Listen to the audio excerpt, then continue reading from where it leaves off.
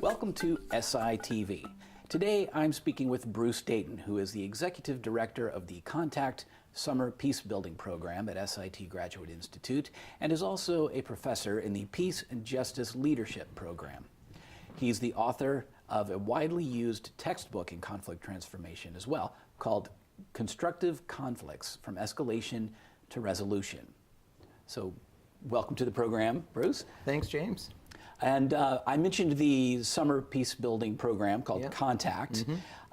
So perhaps you could tell us, what exactly is this program that's going on up at the campus this summer? Yep, so it's a 20-year-old program where we invite peace builders from around the world to Brattleboro, where they spend 3 weeks with us. And during those 3 weeks, not only are they getting to know each other, and sometimes getting to know each other across borders where there's conflict. So Indians were getting to know Pakistanis, Israelis getting to know Palestinians. So at the same time that they're getting to know each other, they're also getting training in conflict transformation skills, in intercultural communication skills, and things like mediation and negotiation and dialogue, conflict analysis. So as I said, it's been 20 years, and we always have a wonderful group of really fascinating people up on the Hill during the summer. And the root of what you do, obviously, is understanding conflict, where it comes from, how it unfolds. So do you have a specific approach to studying this issue? I do. So like a lot of researchers that study conflict, my starting point is that almost all conflicts are both natural, they're inevitable, and they're essential. And what I mean by natural and inevitable is that we're a social creature, human beings. From the moment we're born, we're in conflict. As individuals who have to work our way through the world and work our way through social relations, there's no way we can avoid conflicts. In fact, you might think about how many conflicts you've had just since you woke up today. They may not be dramatic conflicts where you got into fights or shouting matches, but it could be at a traffic light, who's going to go first? It could be us negotiating what kinds of questions you're going to ask or the format of this interview. It could be what you're having for dinner tonight. So really, when you think about how we live as social creatures, we're always embedded in conflicts. We're always navigating our way through conflicts. So that's the natural and inevitable part. The essential part is a little bit harder for people to understand because most people don't want anything to do with conflict. They want conflict to be over. They think conflict is bad. They see conflict as very destructive. But from the perspective of someone who studies conflict, you can see conflicts have the wonderful capacity to bring about change that's needed. So whether you're thinking about interpersonal relations or organizational conflicts at the workplace or intercommunal conflicts or even international conflicts, conflicts are what allow for change to occur. Without conflict, there'd be no change. Without conflict, the status quo would be the status quo forever. Inequality would be frozen. Political systems would never change. So they're very essential. So really, for me, my approach is we can't get rid of conflicts. We don't want to get rid of conflicts. So the only question really is, how do we wage conflicts in a way, using my language from my book, how do we wage conflicts in ways that are more constructive and less destructive, more likely to improve relationships, create just systems, create structures that are sustainable for managing conflicts, and wage conflicts that are less likely to be destructive, dehumanizing, hurting people, ripping communities apart. So that's my general approach to conflict. And when it comes to the causes of conflict, do you see a single or your main kind of root cause of conflict in general? Yeah, so that's a hard question, right? In some cases, there is one main root cause of conflict. If I was buying something from you, the issue between us would be you want to get as large a price as you can, I want to pay as little. That's it. That's all there is to that conflict. It's a matter of exchange. But usually we call those kinds of conflicts disputes.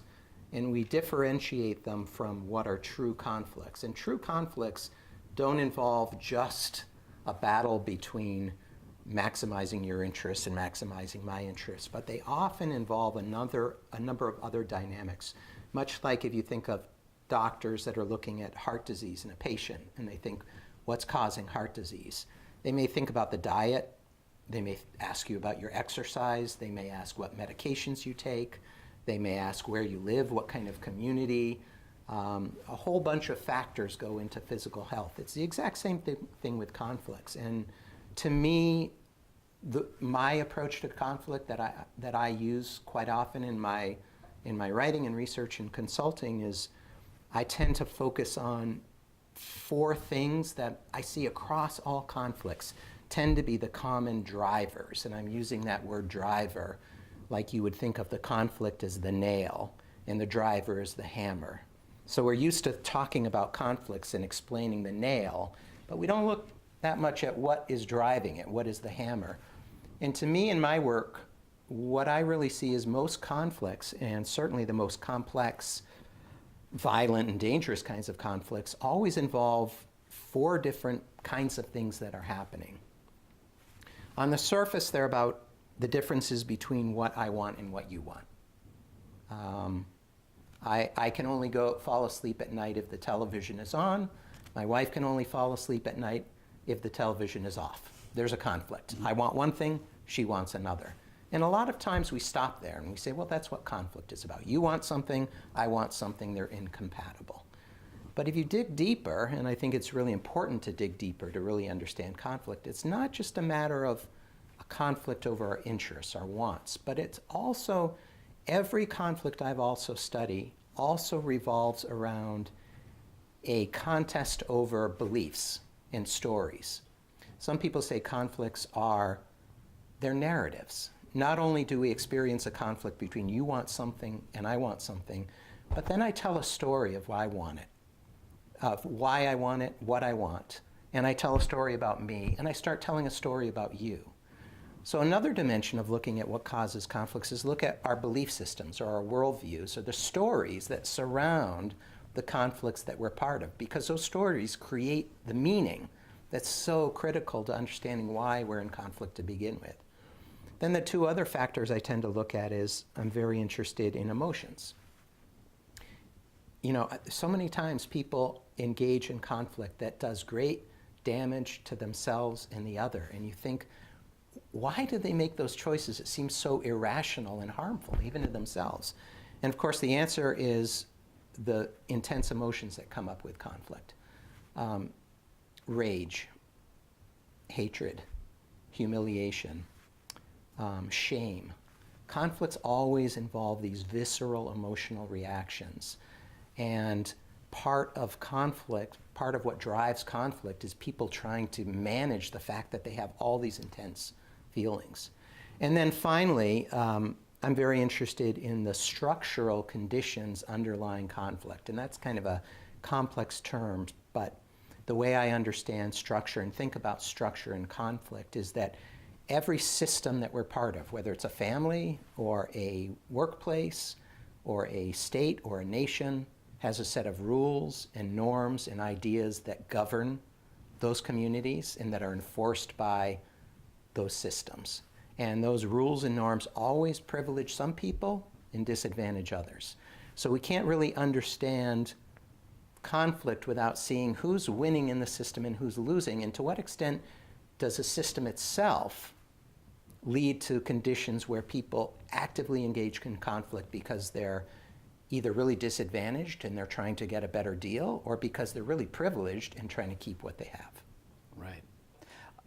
Recent years have seen the rise of a lot of nationalism, both here in the U.S. and abroad, and there seems to be plenty of anti-immigration rhetoric. Yeah. How is anti-immigrant rhetoric? What role does that play in conflict? Well, yeah, of course, when we think about the big conflicts that we're really struggling with in the United States, a lot of them now have to do with immigration and who belongs and who doesn't belong, and certainly our current president has really thrust those issues into the spotlight, and they've been very divisive and caused a lot of conflicts in recent years. You know, kind of what you're describing as nationalism or anti-immigrant sentiment, I think you can look at two levels. At one level, I think understanding those sentiments is in part a matter of understanding that people are afraid of losing things. They're afraid of losing material things, jobs, access, power. And they're also afraid of losing pieces of their identity, thinking that this is my America or this is my community, and it revolves around back to stories, kind of the story I tell about what this community is and isn't, and these people don't belong here. And belonging and identity is such a driver of conflict because we want the world to be predictable and we like our story of the world to be consistent. So it's very uncomfortable for us to have to change our view of the story of what is America, what is the community, what values do we support. So I think on the surface, that's one way of thinking about it. But I think there's a much darker and more dangerous dynamic at play too. And that's the dynamic of racism and discrimination, and at the extreme, the dynamic of what people call dehumanization. And really those dynamics are all connected to this tendency, I think, of a lot of groups to do what's called othering the other, to think about your group. And to think about your group as always a little bit better, maybe a little bit more moral, maybe a little bit more capable. That when we tell stories about our own group, we tell stories about our wonderful capabilities. And of course, the quickest way to feel good about our own group is to compare it to another group and to say, look how much better we are. So social psychologists who study conflict have noticed this interesting dynamic that if we just divided, say, teenagers, one experiment I'm thinking of was at a summer camp. If we divide teenagers into two groups randomly, they immediately naturally begin to exhibit signs of what's called in-group favoritism and out-group bias.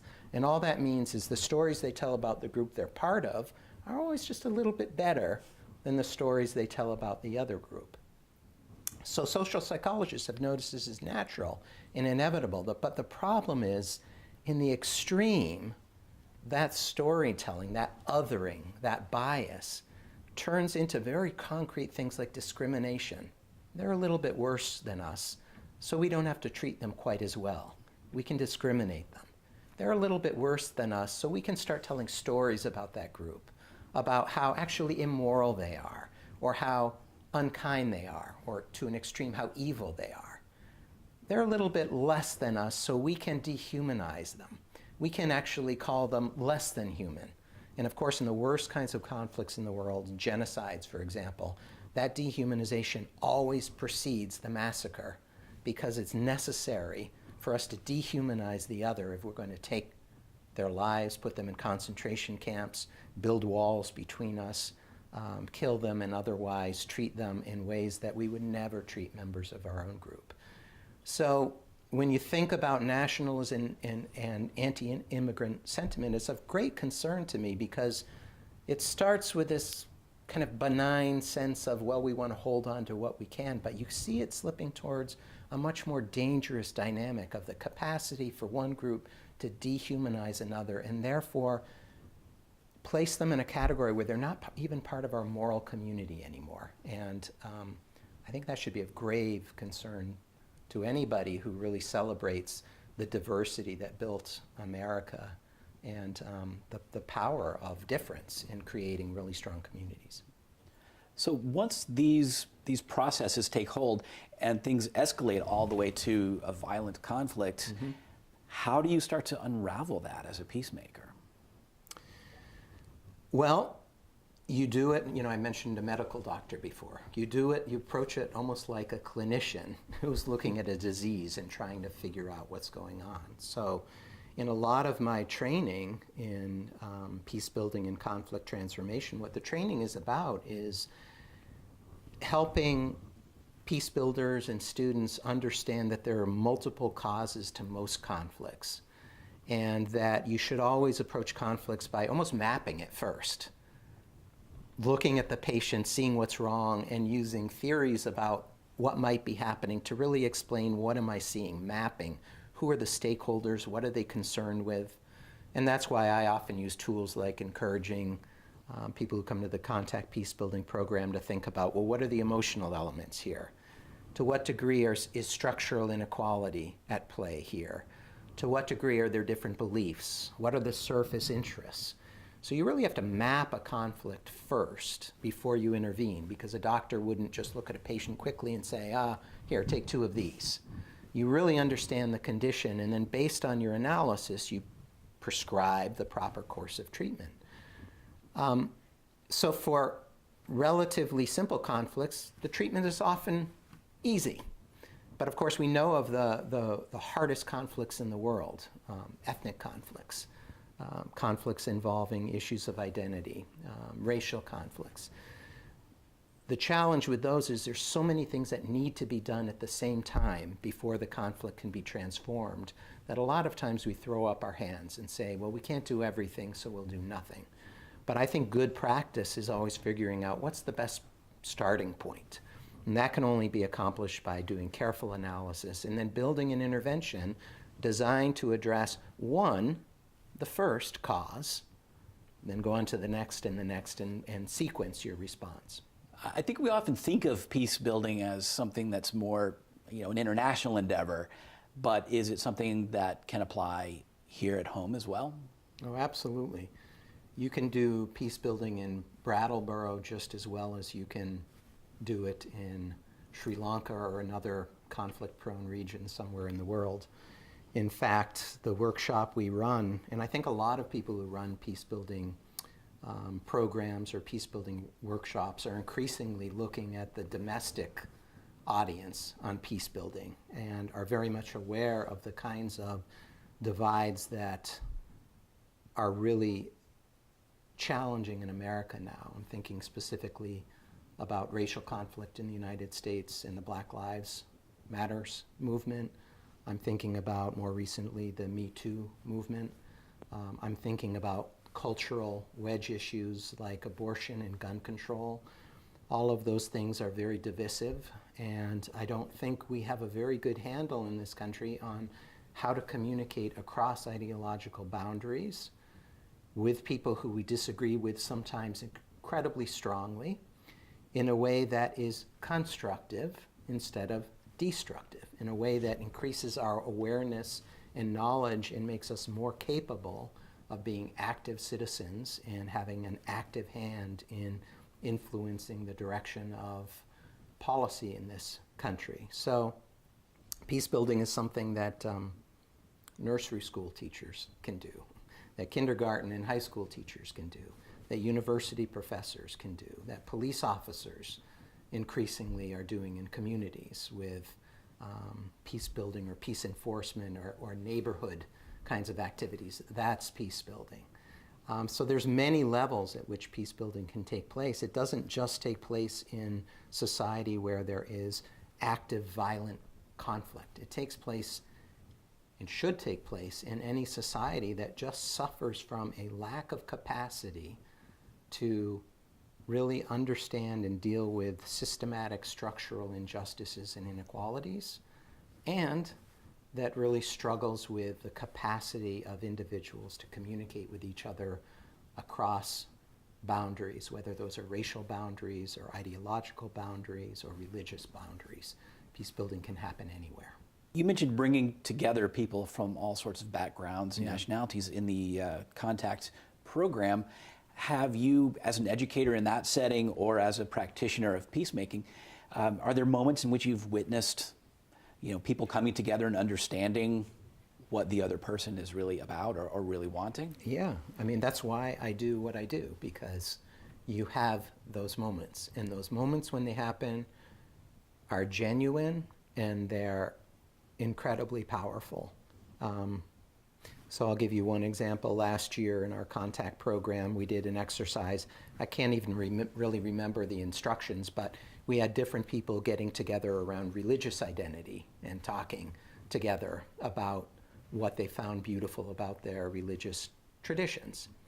And I remember there was a woman who came to the Contact program who was Christian and a very strong believer, and another woman, a very devout Muslim, who came to the program. And they hadn't really talked before this exercise, but I imagine that these stories and this narrative, you don't have to talk to begin to tell stories in your own head about who is that person, what are they about. But they were joined in this exercise, and I remember coming over at the end, and they had big smiles on their faces. And they had discovered passages from the Bible and passages from the Quran that meant exactly the same thing, the same moral story, slight variations in the story, but really about exactly the same thing. And they had discovered them on their own, and they had found that connection. And that's really the magic. I mean, we call our program Contact. That's the magic of contact. People don't talk together. They never uncover those kinds of commonalities. And, you know, there's far more that connects us than divides us. But if we don't look for those things, we never find them. And I've also heard you use the term grassroots peacemakers for people who are beginning this kind of process of understanding. How do those small moments, how do they sort of trickle upwards to resolve bigger conflicts? Well, sometimes they don't, and sometimes they do. You know, I focus on grassroots peace builders because my own frustration that so often policymakers and governments are both unwilling and unable to do anything about conflict. They say nothing can be done. But what's magical about bringing grassroots people, citizens together, is that's conflict transformation. So even if governments aren't talking, when you bring people from across a conflict divide in a room together, they talk. Sometimes we call that citizens diplomacy, right? So you don't need diplomats to do diplomacy. Citizens can do it quite well. So sometimes the purpose of those citizen diplomatic grassroots efforts, are just to connect people and create conditions that reduce overall tensions in communities. Other times, though, you would invite people to workshops like the one I run who are in key positions: teachers, newspaper editors, medical professionals. And because they're key members of the community, the hope is that by participating with others across a conflict divide in kinds of peace-building workshops, when they go home, they're starting to change their story.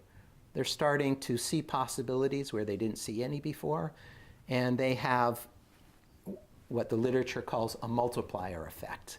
That key person becomes a change agent in their community, and the change is something that begins in a workshop setting, but hopefully continues after they return home.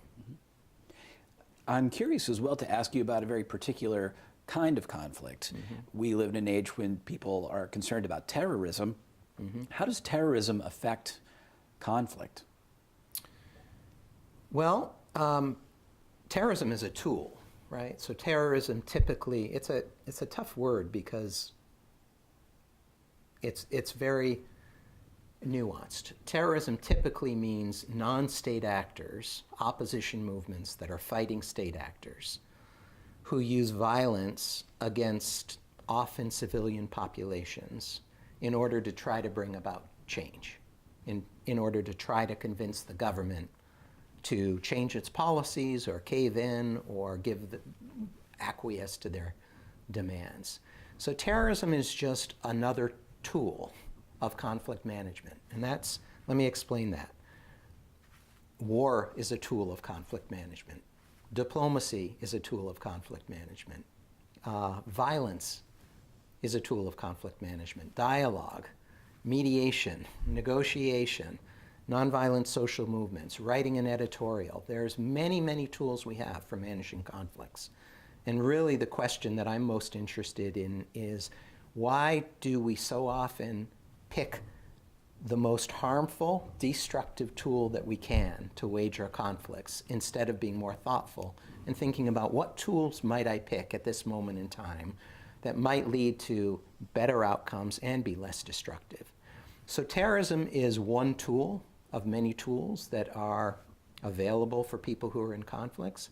It's a solely coercive tool.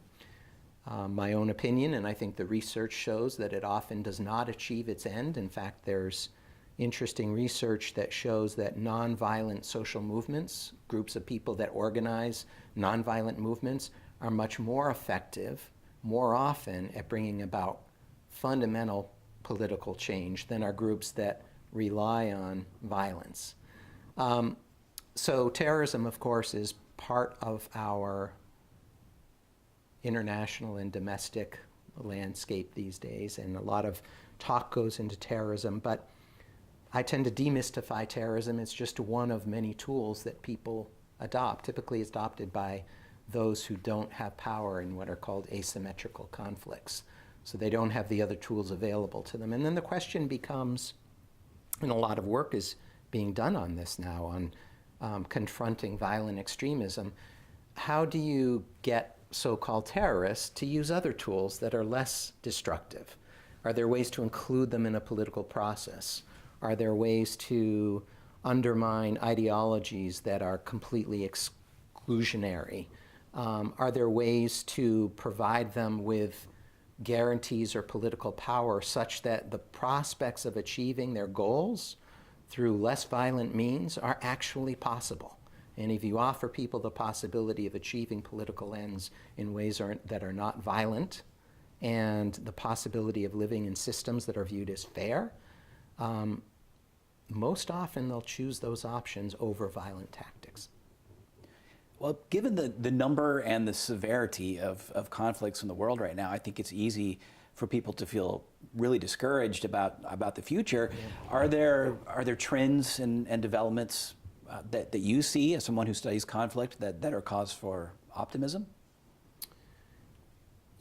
Yes. I mean, this is a hard time. It's a hard time to be alive. It's hard to pick up the newspaper every day and read about what's going on in the world. And it's easy to lose confidence and despair. But there's a number of positive things. One is what we talked about a moment ago, which is this notion of citizens' diplomacy.